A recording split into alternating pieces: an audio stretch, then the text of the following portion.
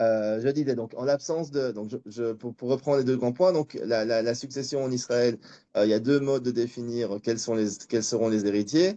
Il y a via un testament, et on va tout de suite voir quelles sont les formes de testament qui existent, et via la loi applicable en Israël, la loi sur la succession, qui établit un petit peu tous les cas de figure. On ne va pas rentrer dans tous les cas de figure parce ils sont nombreux. Mais en gros, il faut savoir que 50% du patrimoine du défunt va à la conjointe, au conjoint survivant.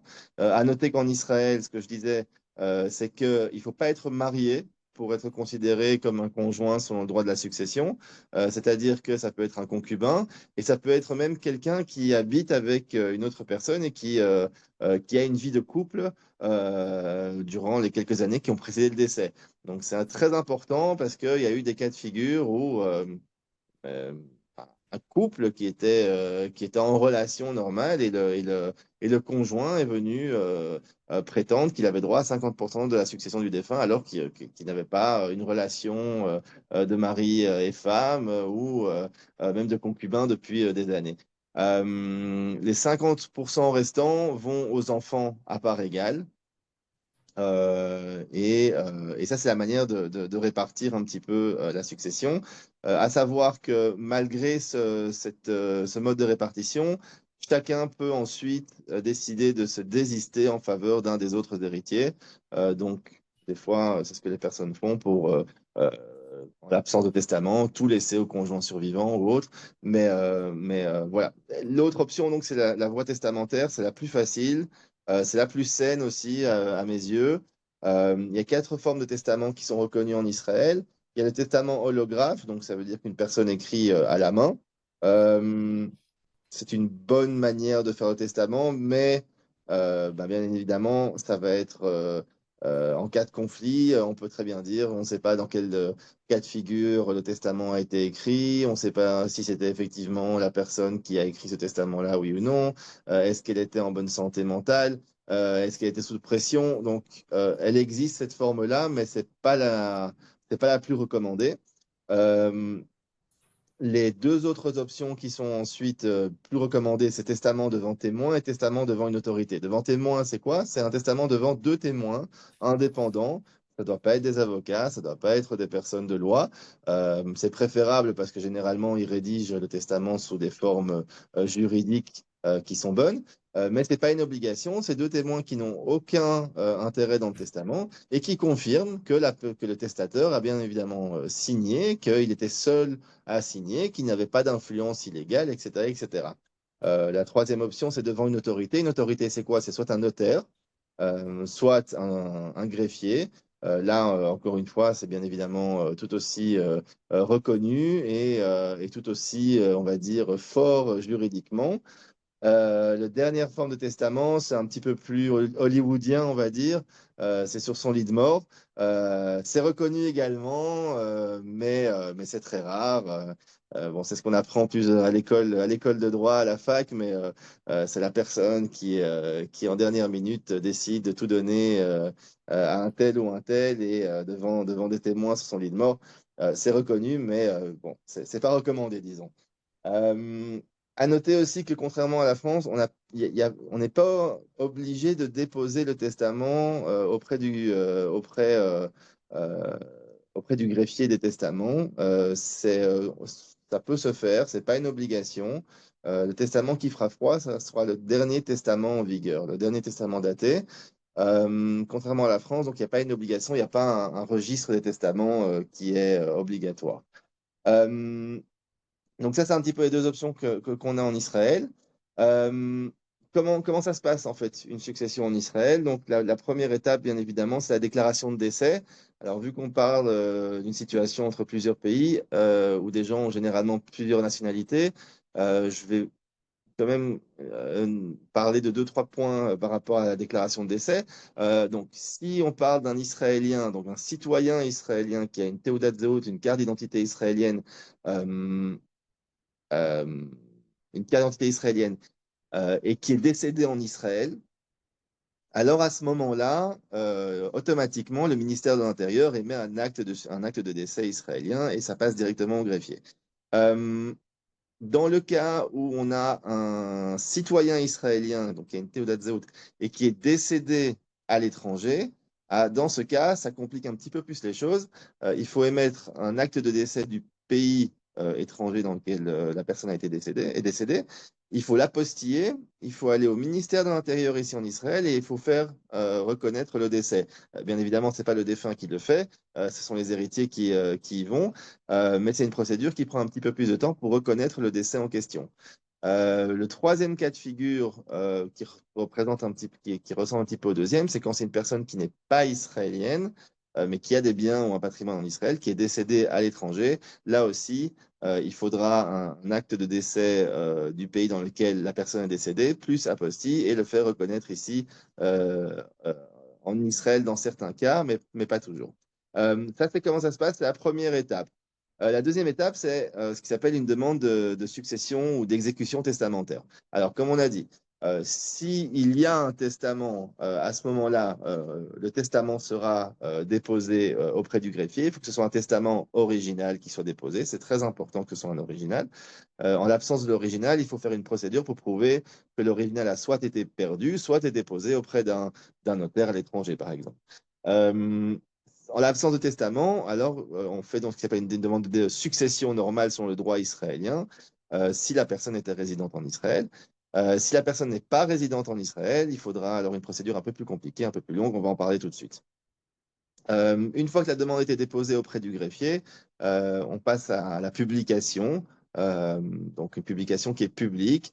Il y a un avis qui est publié auprès du grand public et qui dit, voilà, une demande de succession a été faite concernant le défunt un tel et un tel. Si vous avez une opposition, vous avez 14 jours pour faire opposition. Dans quel cas il peut y avoir une opposition? Ben, dans les cas les plus fréquents, c'est soit un testament a été déposé, un héritier découvre qui ne fait pas partie de ce testament-là, et donc il va dire, ah non, mais le défunt a rédigé le testament à des fins malhonnêtes, a été mis sous pression, n'était pas capable juridiquement, ou alors quelqu'un qui dépose une demande de succession en prétendant qu'il n'y a pas de testament alors qu'un testament existe. Ça, c'est les oppositions les plus fréquentes, bien évidemment. Les cas dans lesquels un greffier ou un tribunal va annuler un testament sur base d'un argument selon lequel la personne n'était pas saine d'esprit ou autre, sont extrêmement rares et difficiles. On revient 2 minutes en arrière parce que la plupart des testaments sont faits devant soit un notaire, soit devant deux témoins, et c'est très compliqué à venir prétendre que ce testament-là a été fait alors que la personne n'était pas capable juridiquement de le faire ou ne comprenait pas ce qu'il écrivait. Une fois que la partie ou l'étape des oppositions est passée, on va obtenir ce qui s'appelle un acte de succession, s'il n'y a pas de testament, ou alors un acte d'exécution testamentaire.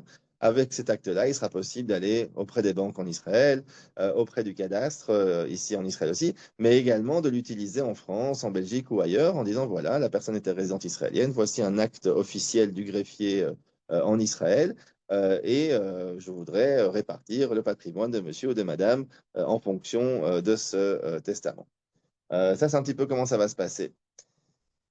Alors, les règles de compétence. Comment est-ce qu'on définit quel est le droit applicable? Alors, il y a eu une grosse réforme qui a eu lieu en 2015, une réforme européenne qui a voulu un petit peu euh, unifier tous les droits pour éviter des problèmes et des conflits de droits. Je suppose qu'une partie d'entre vous avait entendu à l'époque le procès de Johnny Hallyday, qui avait demandé à ce que le droit américain soit appliqué, même qu'il n'était pas américain, il était résident américain, et ce, conformément à cette réforme européenne. Il y a eu tout ce grand procès avec les enfants de Johnny Hallyday. C'est un petit peu ça l'histoire. Que dit cette réforme? Elle dit la chose suivante, elle dit une personne qui a une double nationalité peut choisir le droit applicable selon une des deux nationalités, peu importe s'il est résident au nom de ce pays. Donc, par exemple, une personne franco-israélienne qui a fait son alia et puis qui est reparti peut-être en France, mais qui est resté israélien, peut demander dans son testament que le droit israélien s'applique sur toute sa succession. Alors attention, c'est une application au niveau civil et pas fiscal, mais l'avantage est que le droit israélien au niveau des successions, permet d'écrire ou de rédiger un petit peu ce qu'on veut. Il n'y a pas de limitation, il n'y a pas de part réservataire, etc., etc. Et donc, il y a certains jeux, on va dire, fiscaux, patrimoniaux qui peuvent, oui, être faits malgré tout. Euh, Ça, c'est l'option du choix du droit applicable. En l'absence de testament qui définit exactement quel est le droit applicable, ce sera le pays de résidence du défunt qui sera appliqué sur toute la succession. Donc, un autre exemple, une personne qui est franco-israélienne et qui a des biens en Israël, qui n'a pas fait de testament, par exemple, et qui était résident français le jour de son décès, le droit français sera appliqué en totalité sur le patrimoine israélien au niveau de la répartition. Si par exemple le droit français définit que le conjoint survivant va recevoir l'usufruit et les enfants vont recevoir la nue propriété, ça doit être appliqué en Israël également. OK? Alors, taxation des successions en Israël. Alors, en Israël, c'est facile. Au jour d'aujourd'hui, et depuis que j'exerce, il n'y a pas de droit de succession en Israël. C'est relativement facile. C'est-à-dire que en cas de succession, en cas de décès d'un défunt et un transfert d'une propriété ou transfert d'un compte en banque, etc., etc., du défunt ici en Israël, Israël n'impose pas de droit de succession. D'ailleurs, par exemple, quand on fait un transfert de propriété euh, auprès du cadastre, par exemple, pour un bien immobilier, il n'est pas nécessaire d'avoir des autorisations, des impôts, par exemple, contrairement à une opération immobilière normale. Attention, au niveau des banques, il n'y a pas de droit de succession en Israël, mais les banques sont beaucoup plus rigoureuses. Je vais vous donner deux, trois cas de figure que vous allez comprendre.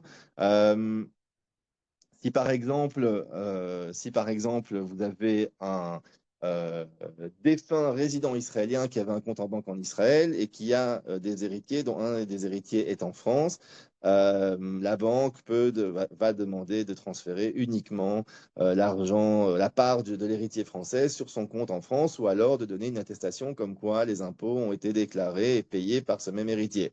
Euh, Autre exemple, s'il y a un défunt qui était résident français, par exemple, qui avait un compte en banque en Israël, la banque ne va pas libérer, et c'est assez extrême, elle ne va quasiment pas libérer le compte avant d'avoir une attestation comme quoi les héritiers ont payé les droits de succession, se sont acquis des droits de succession qu'ils devaient payer auprès du fisc français. OK? En France, donc, on connaît, il y a une imposition variable, il y a des exonérations et déductions qui sont possibles. Je ne suis pas notaire ou fiscaliste en France, donc on ne va pas traiter de ce sujet-là, c'est plus de la connaissance générale. Mais à savoir qu'il y a un avantage en Israël, c'est qu'il n'y a pas de droit de succession. Euh, Quand je vous ai dit tout à l'heure qu'il est possible d'utiliser un petit peu cette réforme européenne à des fins fiscales, ben, je vais vous donner un bête exemple. Euh, un, un- un résident israélien qui a plusieurs enfants, mais dont un des enfants est résident en Israël également, bah, peut-être que ça vaut la peine à ce moment-là de jouer avec un testament, de lui donner un petit peu plus, etc., etc., et de trouver des arrangements avec les autres enfants d'une manière ou d'une autre pour justement que la partie israélienne du moins ne soit pas taxée. Et ça peut effectivement faire économiser beaucoup d'argent, mais ça, c'est vraiment des structures fiscales et patrimoniales qu'il faut faire au cas par cas. Mais il y a des jeux à faire. Il y a définitivement des jeux à faire qui peuvent économiser ou faire économiser au panier successoral pas mal d'argent, je pense. Euh, alors, c'est ce qu'on avait un petit peu, ce que j'ai un petit peu expliqué. Donc, comme je vous dis, en France, vous avez certaines limitations. Vous avez des limitations au niveau de la part réservataire, par exemple, des limitations concernant des délais, des donations qui peuvent être faites tous les X années. En Israël, comme je vous l'ai expliqué, il n'y a pas de limitation. Donc, pas de limitation au niveau des donations financières, pas de limitation, pas de prise en considération des donations qui ont été faites avant le décès à tel ou tel enfant. Euh, et surtout au niveau testamentaire, il y a une liberté quasi totale d'écrire ce qu'on veut. C'est-à-dire que, à titre d'exemple, on peut très bien noter des conditions, c'est-à-dire je ne donne pas l'argent à tel ou tel enfant tant que celui-ci n'a pas terminé ses études. C'est encore une fois, c'est très hollywoodien. Il y a des films qui ont été faits comme ça où quelqu'un devait se marier jusqu'à telle date pour avoir son héritage.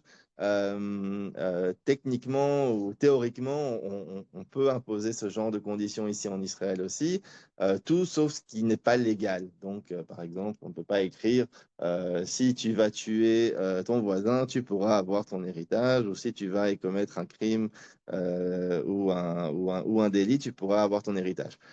Mais ça laisse effectivement un grand champ un grand champ une grande liberté au testateur qui peut vraiment définir ce qui sera fait avec son patrimoine. Je peux vous donner des exemples de gens qui préféraient donner aux petits-enfants, qui prenaient des scénarios où leur enfant divorçait ou leur fils venait à décéder, mais ils voulaient donner à leurs petits-enfants pour leur assurer un héritage. Je peux donner un exemple de quelqu'un qui voulait bien donner son héritage à condition qu'il soit enterré en Israël. Il y a beaucoup de cas de figure comme ça, et il y a vraiment une totale liberté testamentaire, ce qui est vraiment, vraiment, vraiment intéressant. Fiscalité, on vient d'en parler aussi, donc une vraie liberté au niveau fiscal aussi, et c'est très intéressant à ce niveau-là.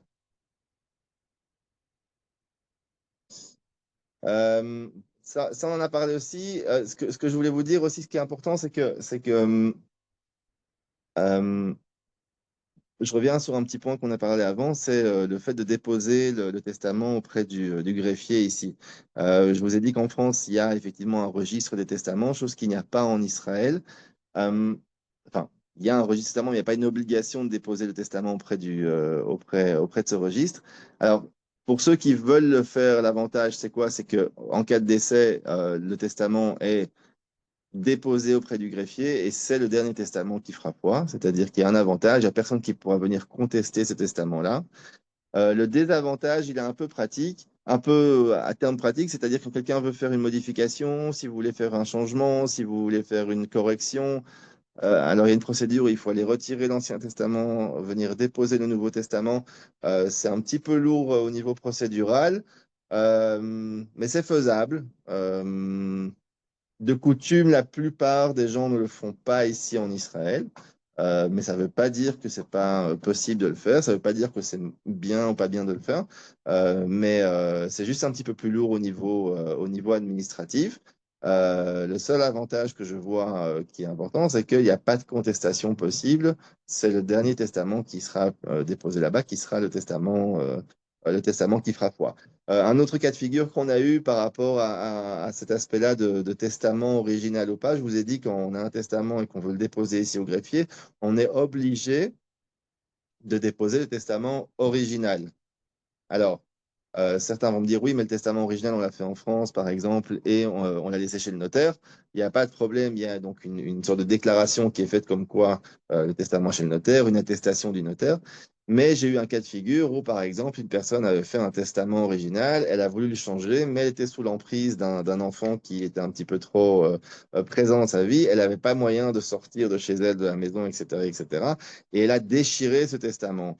Et ces mêmes enfants, quand on a voulu déposer donc la demande d'exécution testamentaire, il a donné une copie du testament et le greffier ainsi que les autres héritiers se sont opposés. Ils ont dit, OK, mais si vous n'avez pas l'original, on a un problème. Prouvez-moi que là, ça a été perdu, etc., etc. Les autres héritiers qu'on représentait ont argumenté et ont eu gain de cause en disant que non, elle était sous l'emprise de ce même enfant et que donc elle n'avait pas d'autre choix que de déchirer ce testament et c'est pour ça qu'il n'y a pas de testament original. Et donc le tribunal et le greffier ont convenu qu'il n'y avait pas de testament qui avait été fait par la défunte et c'est donc le droit successoral normal qui sera appliqué et ils ont pu récupérer une partie de leur succession. Donc très important d'avoir un testament original. On peut en faire un, on peut en faire deux. Un qui resterait chez l'avocat, l'autre qui resterait chez le testateur. C'est encore une fois des choses très personnelles, mais qui décident lorsque le testament est fait. Euh, alors, les conflits en Israël, donc en cas d'opposition, en cas de conflit, il y a deux autorités compétentes. Il y a le tribunal rabbinique ou le tribunal civil. Dans les deux cas, il n'y a pas besoin d'être religieux ou pas religieux pour aller au rabbinique ou d'être religieux ou pas religieux pour aller au civil. D'accord? C'est vraiment un choix de loi. C'est un choix de compétence, c'est un choix qui est donné ici aux citoyens israéliens d'aller soit vers une autorité ou soit l'autre. Bien évidemment, ben, le tribunal civil, il décide en fonction du droit civil israélien, en fonction de la loi sur la succession, en fonction de la jurisprudence, tandis que le tribunal rabbinique décide en fonction de la halakha. Euh, Personnellement, moi, j'opte pour le tribunal civil parce que je traite moins, même quasi pas des aspects du tribunal rabbinique. Mais c'est une option qui est donnée aux héritiers et à ce qui s'appelle une course, en fait. Donc, c'est là où c'est déposé en premier que que l'autorité euh, obtient la compétence. Donc, s'il y a un conflit qui va et que quelqu'un veut le déposer au tribunal rabbinique d'abord, bah, ce sera le tribunal rabbinique qui pourra traiter du dossier parce que c'est là qu'il a été ouvert. Donc c'est aussi important à comprendre ce conflit dans le cadre d'un conflit entre les deux autorités ici en Israël. C'est un petit peu spécial, c'est pas quelque chose qu'on connaît à l'étranger, mais c'est la spécialité locale, on va dire. Et c'est ce qu'on a ici, c'est ce qu'on a ici. Importance de la preuve et du testament, c'est ce qu'on a parlé maintenant. C'est très important d'avoir, donc, comme je dis, un testament original. Le plus important, à mes yeux, c'est de faire ça devant notaire ou devant deux témoins. Aujourd'hui, encore une fois, la jurisprudence fait qu'il n'y a quasiment pas d'option de contester un testament qui a été fait dans les règles. C'est vraiment important. Alors, étude de cas, on va prendre un petit cas, comme ça on sait, on va après, bien évidemment, si vous avez des questions, on pourra en parler. Mais donc, résident français avec des biens, j'ai mis en France, mais c'est en Israël. Je vais corriger quand je vais vous l'envoyer. Hop, on va changer maintenant d'ailleurs. Donc, euh, résident français avec des biens en Israël. Imaginez-vous, monsieur Cohen est français, il a un bien immobilier, un compte en banque en Israël et monsieur Cohen est décédé. Alors, première chose, on parlait du bien immobilier. Un petit point qui est important, que les gens ne font pas toujours attention et aussi et qui parfois cause beaucoup de problèmes, c'est au cadastre. Quand une personne étrangère en Israël achète un bien immobilier, l'inscription est faite avec un passeport. Sauf que, comme vous le savez, les passeports, ils ont une date de péremption et ils changent tous les 5 ans ou tous les 10 ans. Ce qui se passe, en fait, c'est que si on n'actualise pas ce passeport au fur et à mesure des années au cadastre, on peut se retrouver dans une situation qui est totalement absurde, dans laquelle Monsieur Cohen, qui avait donc acquis un appartement dans les années 90 avec un passeport français, décède dans les années 2020 avec un passeport français, mais qui n'est pas du tout le même. Et donc, il va falloir prouver au cadastre que ce Monsieur Cohen, dont c'est l'appartement, est le même Monsieur Cohen qui est décédé. Dans certains cas, ça peut parvenir à des situations complètement grotesques, mais qui peuvent même être, on va dire, pas dangereuses parce qu'au final, ce qui est à lui, ou des situations dans lesquelles il faut s'en aller vers le tribunal, etc., etc. Donc, premier conseil, quand vous avez un bien immobilier que vous avez acquis avec un passeport étranger, prenez le temps, toutes les quelques années, d'actualiser le passeport en question. Euh, Prenez le temps, si vous devenez israélien, de changer votre identité au cadastre avec votre numéro israélien. C'est très important. Ce sera c'est vraiment très important de le faire. Euh, Deuxième chose que vous devez avoir en tête, donc on a ce monsieur Cohen qui était résident français, qui est décédé en France et qui avait un bien immobilier et un bien immobilier en Israël. Dans tel cas, comme je vous l'ai expliqué, il faudra d'abord obtenir un acte de décès apostillé de monsieur Cohen et le faire traduire ici en Israël par un notaire. Une fois que cette traduction a été faite, on suppose, la première chose, on va supposer que monsieur Cohen n'avait pas laissé de testament. Dans ce cas-là, quand on ouvre la demande de succession auprès du greffier, il faudra joindre à la demande une expertise en droit français. C'est une expertise qui est faite par un avocat franco-israélien qui va dire, voilà, je confirme, moi, avocat israélien, que le droit français convient que les héritiers de M. Cohen sont un tel et un tel. Tout ce dossier-là est déposé au greffier, le greffier l'analyse, il y a cette publication, il y a ce délai d'opposition, au bout duquel, en l'absence d'opposition, le greffier va dire d'accord, ben je conviens donc que les héritiers sont un tel, conformément au droit français. Avec ce document-là, on pourra donc se rendre au cadastre, effectuer le changement de propriété au cadastre, on pourra se rendre à la banque et demander à ce que la banque effectue les transferts de fonds en fonction de la répartition successorale entre les différents héritiers.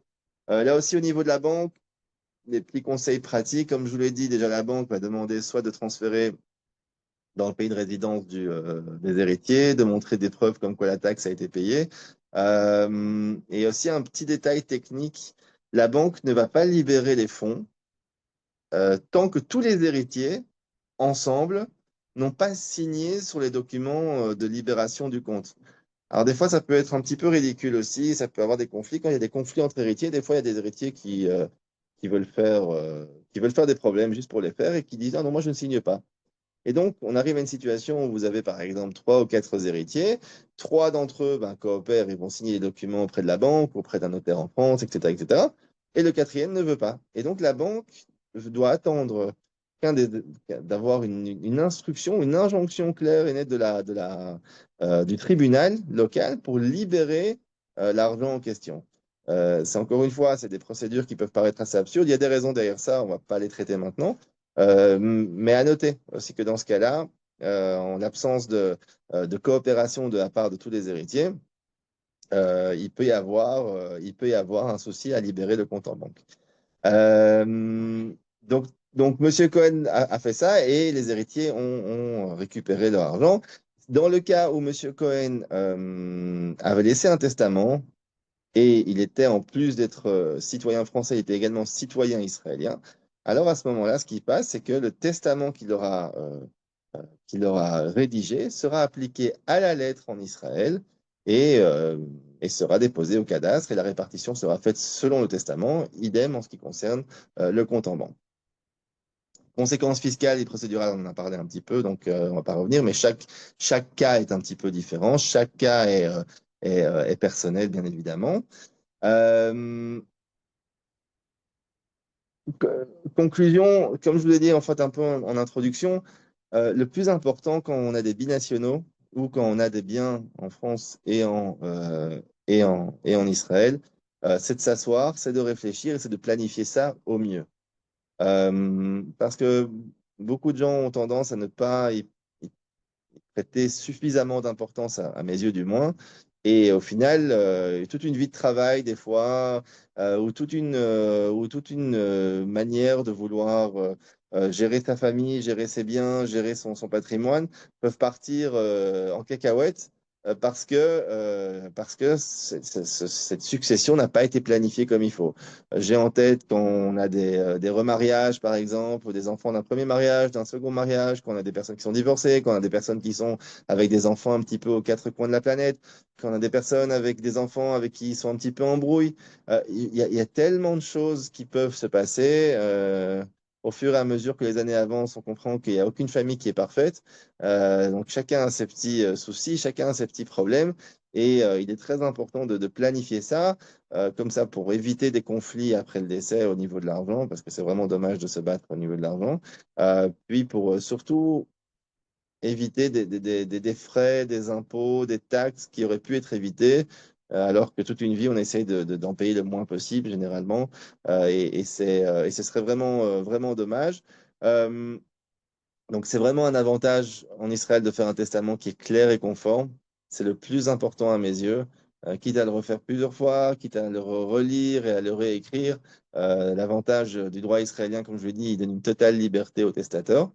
Et ces différences à anticiper entre pays, c'est ce que je vous ai dit. C'est-à-dire qu'à partir du moment où on peut jouer avec cette réforme européenne qui dit que le choix du droit applicable appartient au testateur quand celui-ci a une double nationalité ou une double résidence, c'est un avantage unique qui permet, dans notre cas aujourd'hui, dans un monde relativement global, de pouvoir effectuer des opérations, des jeux de donation, etc., qui peuvent faire économiser beaucoup d'argent et peuvent éviter beaucoup de problèmes. Donc voilà, c'est un petit peu ça. Je pense qu'on a fait le tour.